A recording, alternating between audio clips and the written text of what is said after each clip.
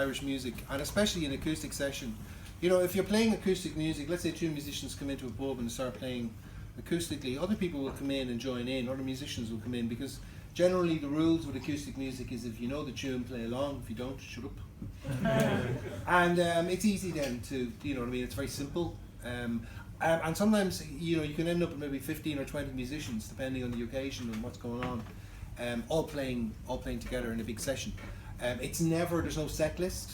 It's based on what they want to play themselves, and they're not going to, like, if you walk up to them and said, will you sing Galway Girl, they're more likely to say to you, well, will you sing it, and not meaning it in any kind of a, throwing it back at you in a kind of a, cheeky way or anything. It's more, well, you bring it to the table, because that's what a session is. It's very much the sharing of music. And in Ireland, an acoustic session is where Irish people tend to like to kind of play music and sing.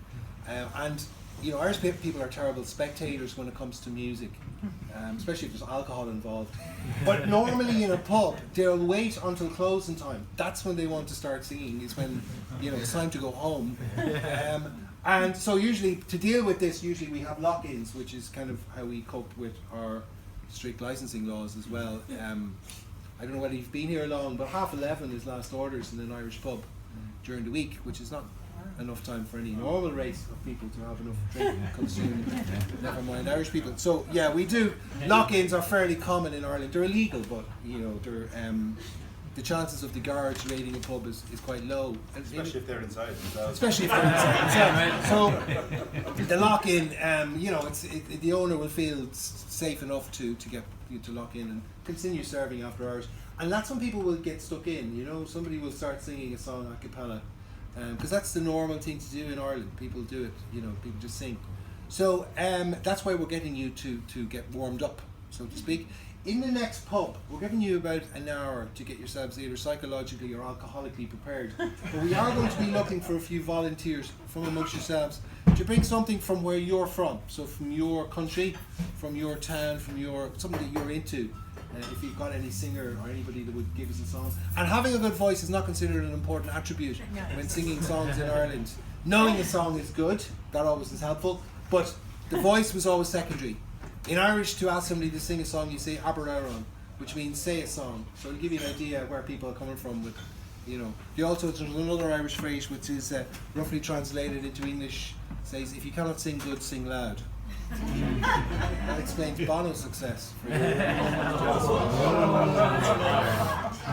So yes, so we're giving you, if you know somebody in your company, for example, who carries a tune but is a little shy, maybe now's the time to start buying them something a tad stronger. We've only got 3 indigenous instruments that are used with traditional Irish music, and the fiddle, for example, these are from Italy. Guitar came from the USA, and we've robbed a lot of instruments and brought them into our culture. If it works with the music, the voice was always considered the number 1 instrument because it's free and everybody got one. So that was always considered. Anything that could mimic the voice became part of the tradition. We've got the 3 indigenous instruments is the cláirseach, which is the Irish harp, the barón, which is our drum, and the uilleann pipes, which is our form of bagpipe. So just to tell you a little bit about the uilleann pipes. Uilleann is the Irish word for elbow. And with Irish pipes, they're different from the Scottish bagpipes. We've got some people from Scotland down the back here. The Scottish bagpipes were sent over from Donegal to Scotland as a joke, but the Scots haven't got it yet. They're still trying to play music on them. But no, we wouldn't say that.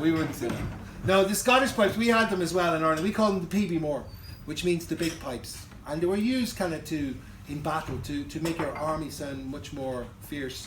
And also to herald chieftains, and people were coming, they'd have a team tune and stuff. So it wasn't generally a pleasant sound. It was something kind of, here comes O'Neill looking for his taxes, hide your daughters, kind of vibe. So that's the sound of the pipes. The Irish pipes evolved more as a chamber music instrument. So you have a bellows which you pump to inflate the main bag under your left elbow, which you squeeze. You play the melody using the palms of your fingers and one of your thumbs, playing it off your leg, and that's how you get a full 2.5 octave, fully chromatic range on the pipes. Drones and regulators then lie across your legs. It's a sit-down sport. You can't stand up and march about like the Scottish pipes or the. There's other pipes as well. Other Celtic nations like Galicia and Asturias in Spain, Brittany, Bretons have their own pipes as well. There's even the Northumberland pipes, which are kind of bellows driven as well. But the drones and regulators lie across your legs. The drones just make a droning sound underneath the music. You have a little switch it on or off, and off it goes. And then the regulators play chords. So you got 15 keys which you depress with the knife edge of your right hand to play the chords while everything else is going on. So it's a mental instrument. All uilleann pipers are crazy people, and I know that's a generalization, but it's very true. It takes over your life. It's basically a full-time job. It's passed on in families. So if your dad plays the uilleann pipes, you're going to end up playing them. It's not romantic. Threats of violence and whatnot. But you have pump the bellows. This happens as you need air. So this is doing its own thing. So there's no rhythm. You're not doing any rhythm with your elbow. So it's kind of pumping. This arm is squeezing. Okay, so that's two things you have to first do. Then you're playing the melody using 8 fingers, 1 thumb, and popping it on and off your leg to get the various. That's when you're playing the melody while you're doing the pumping and the squeezing. Then you do your chords, the knife edge of your right hand, usually with a syncopated rhythm, and then switch on your drones and turn them off as you feel fit, while smoking a rolled up cigarette. So if you weren't insane before you started, you will be by the time you have mastered them. So our most famous uilleann piper was a man called Seamus Ennis, who was a broadcaster, but he also happened to be a genius on the uilleann pipes and has driven every single piper who's come in his wake mental trying to reach his heights. So that's kind of partly the reason as well. But in the right hands, it's a very popular instrument in Dublin. You should see a couple of pipers around town. He's the own uilleann playing around, is he? Sunday night. Sunday night. So Sunday night in here. Plays downstairs here, doesn't he? No, Wednesday, is it? Bows, He's on Wednesday. bows on a Sunday. Very good. But I mean, you will see pipers around town. Dublin is a strong area for pipers. So the pipers share maybe. Yeah. So well, look, we'll play 2 quick piping tunes. This first tune is called The Bank of Ireland. It's a tune I got of an uilleann piper in a pub in London. The pub was called The Good Mixer because they built the pub and they left the cement mixer in the basement, and then when they finished you couldn't get it out, so it's making cocktails there now. And then the second tune is called The Drunken Landlady, which I got a Leo record in a pub in Hooks. There's a bit of a theme there, a sense of theme. Yes.